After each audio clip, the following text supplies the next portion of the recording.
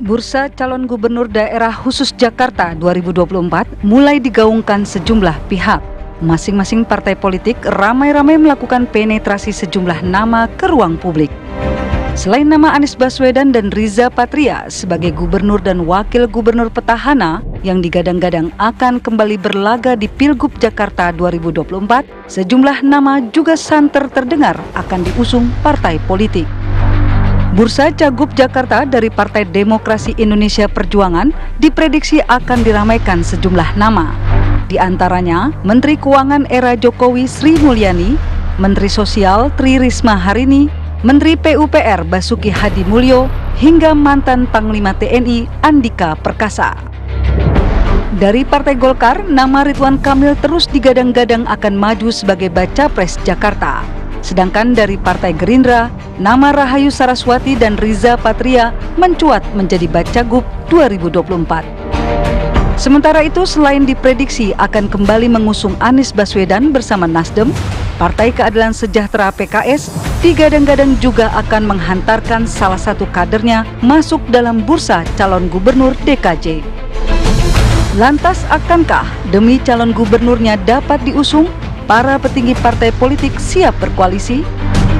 Tim TV One mengabarkan.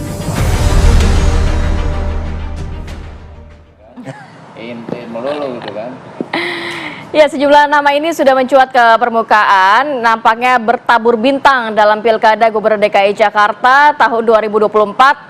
Ada yang pernah juga mencalonkan presiden, ada juga yang mantan menteri, ada juga yang mantan Panglima TNI. Ya. Nampaknya banyak sekali ya, Pi ya. Ini siapa nih yang adu kuat nih kayaknya nih? Siapa yang berhasil nantinya untuk menempati posisi pertama di DKI Jakarta? Sambil kita tanya juga seleranya warga Jakarta ini siapa sebetulnya? Kadang-kadang kan seleranya, tapi kadang-kadang seleranya elit juga. Kalau nggak ada approval dari elit, bisa maju nggak nih dapat tiket nggak nih? Cerdas sekali nih kalimatnya, cerdas sekali. Oke, kita akan membahas hal ini dengan narasumber yang sudah hadir di studio. Sudah ada Bang Habibur Tapi belum Rahman. lengkap ya narasumber kita nih ya. Kita masih menantikan ya, tapi mulai dulu boleh ya? Boleh. Sudah ada Bang Habibur Rahman, Wakil Ketua Umum Partai Assalamualaikum, Gerindra. Bang Selamat Habib. pagi Bang Habib. Waalaikumsalam, dari Jakarta Timur. Dari Jakarta Timur.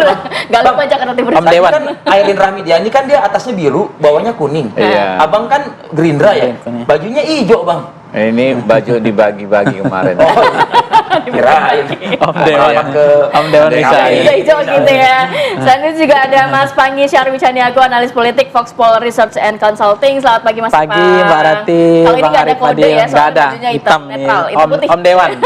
Kita masih Bang menunggu Habib. nih beberapa narasumber kita lainnya. Ada Bang Gilbert Simanjuntak, Simanjuntak. politikus PDI Perjuangan, lalu Pipin Sofyan ya, Ya, politikus dari PKS. PKS. Kabarnya sih sudah dekat dengan studio kita pada pagi hari ini. Tapi nggak apa-apa, kita mulai saja dulu ya. Kita mulai ya, Bang Habib. Ini nama-nama sudah mencuat ke permukaan. Kalau dari Gerindra sendiri, apakah memang akan mengusung nama-nama yang sudah dikenal publik atau ada elemen of surprise dalam Pilkada DKI ini? Ada nama-nama yang belum pernah kita dengar? Ya bisa jadi dua-duanya ya, masih sama-sama mungkin terjadi. Tapi pertama yang perlu digarisbawahi, Partai Gerindra di Jakarta itu tidak cukup untuk mencalonkan sendiri. Harus ya. koalisi ya. Harus koalisi dengan partai lain. Karena itu keputusan kami pastilah tergantung dengan apa yang akan diputus oleh partai-partai lain. Tidak bisa sekonyong-konyong kami tentukan calon gubernur siapa, calon wakil gubernur siapa. Kami harus membangun komunikasi terutama dengan teman-teman yang kemarin ikut memenangkan Pak Prabowo. Sudah ada komunikasi? Koalisi 02 masih ini, Bang? Ya, terutama ya, tapi juga tidak menutup pintu untuk rekan-rekan partai politik lainnya. Jadi itu kan kadang-kadang ada yang sudah dapat misalnya surat tugas, tapi kan belum berlaku kalau belum lengkap, belum memenuhi kuota gitu.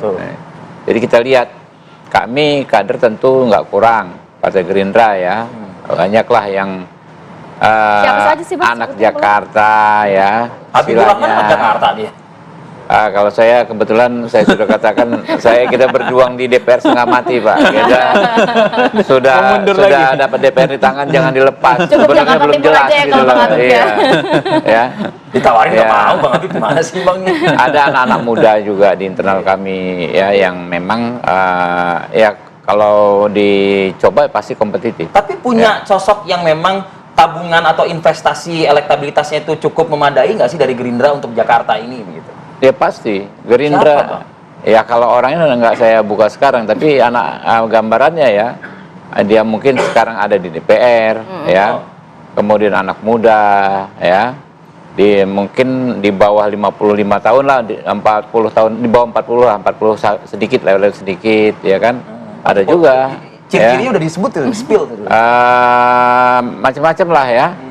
2-3 orang sih kalau menurut saya ada gitu kan ya. Dan itu kalau saya kemarin kan halal bihalal keliling 10 kecamatan di Jakarta Timur. Banyak juga aspirasi ke yang saya sebut tadi gitu kan. Oh, si ini aja nih. Orangnya good looking dan lain sebagainya, bagus, pinter, walaupun bukan dapil Jakarta. Tapi dia anak Jakarta gitu kan. Nah, itu ada juga gitu loh. Tapi tidak menutup kemungkinan Partai Gerindra ini mendukung kader partai lain.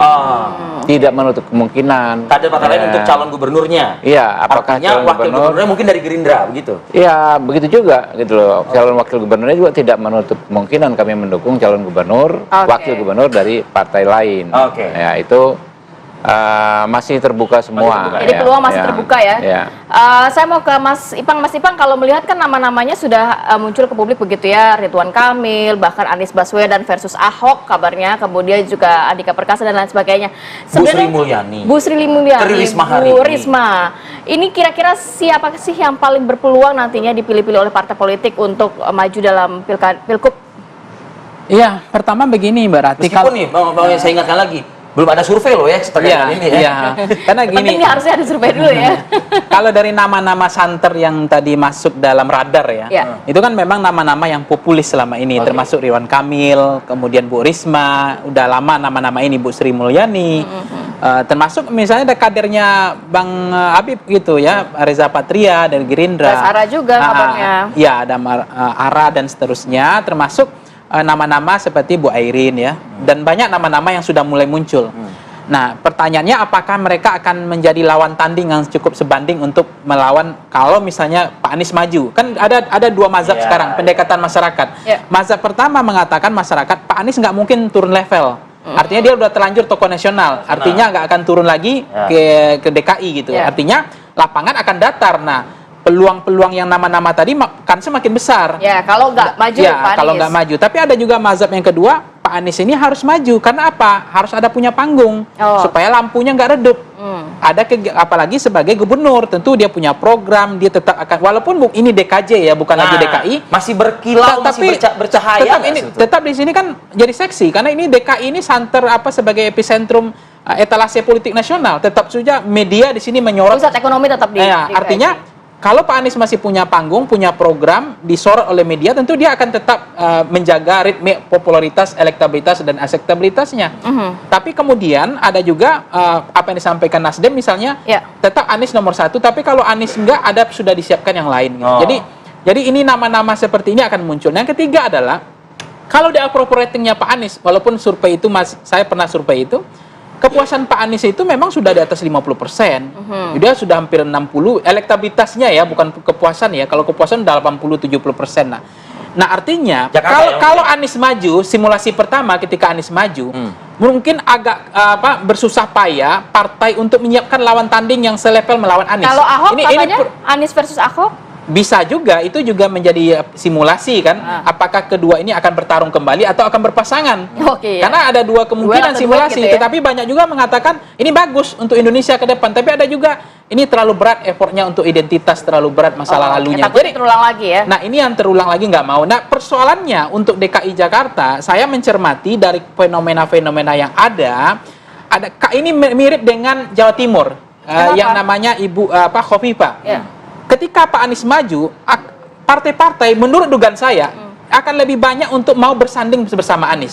Jadi partai akan mengusungkan nama, menyodorkan 3 nama sebagai wakil gubernurnya Anies, bukan menjadi lawan tanding untuk menyiapkan lawan tanding yang bisa menyiapkan lawan untuk melawan Anies. Kalau Anies di DKI Jakarta itu nanti maju, jadi maju begitu, artinya dia akan menjadi gula ya? Iya, semua akan merapat. Partai akan merapat dan partai akan berupaya menyodorkan wakilnya.